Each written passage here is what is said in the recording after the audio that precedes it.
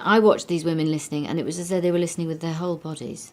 Their body was completely still, and everything was coming in. It's a sort of active listening, which actually is what we do as actors. I'm really excited to be here. So, the writing for me, as soon as I read the script. I mean, apart from the fact that it's Richard and Emma and Duncan and everyone else involved with it, which is amazing. Anyway, the writing is just so incredible and so engaging. So as soon as I read the script, I knew it was something really, really special. Something that I really connected with, and something that I wanted to try and be involved with. No, the writing, always the writing. And I'd never seen a judge who was a woman before. A new kind of role, a very new world to explore. The chance, the privilege of going backstage at the law courts and seeing how they do it and what they're like, and meeting female judges in the High Court who are just the most extraordinary people I've ever met, like superheroes, actually. Amazing, wasn't it? It was an amazing experience, really. We were so lucky because we got to go in there. Because we had this brilliant judge who actually made that decision, the High Court decision on the Jehovah's Witness actual case, who was with us all the time. He's one of the nicest men I've ever met. Yeah, he's lovely. Genuine and authentic and kind and compassionate and somehow just decency incarnate. I'm very interested as well.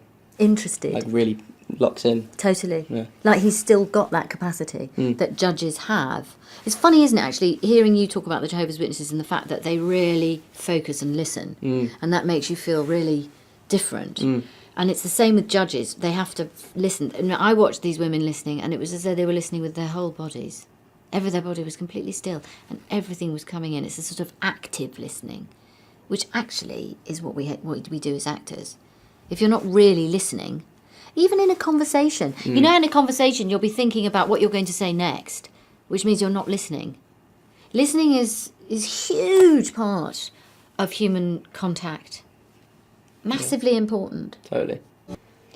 We laughed. Laughed. Just lots of jokes Lots in of between jokes. scenes and takes. I think it's, well, we talked about it earlier, it's key, I think, on a film set. Especially like with this film, there isn't a single scene that me and Emma have together which isn't up there.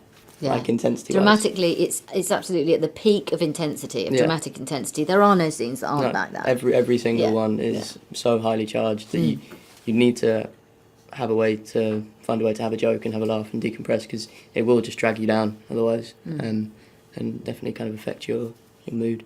Yeah, not as much recently, but I used to quite a lot. The guitar. The guitar. His dad's a musician. Yeah, my dad's Wonderful. a musician, so I play a bit of guitar. I used to play the drums a bit and sing a little bit. I don't really do it that much anymore, but yeah, here and there. Yeah.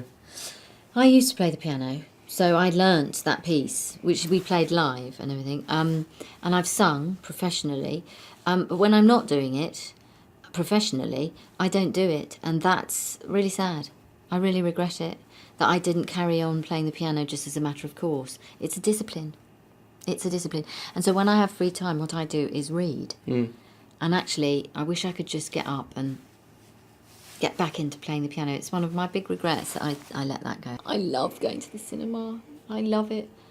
I love it almost more than going to the theatre, although I love going to the theatre as well, actually. But for me to get out and go and see a film in the cinema when the lights go down and you think, and because you sort of forget yourself, isn't it? What it is for me is I sit there and I sink into the darkness so that I'm part of the darkness, and then I can just, watch this story and really feel it, and come out feeling different.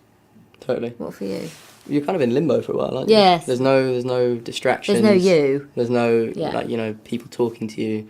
There's no phones. There's no technology around. You can't get up and make a cup of tea. Exactly. You're kind of forced to sit there and just totally focus on this thing. I think there's also something about the kind of collective focus of that many people in one room, just really focusing on one thing, which is really Or three people in interesting. one room.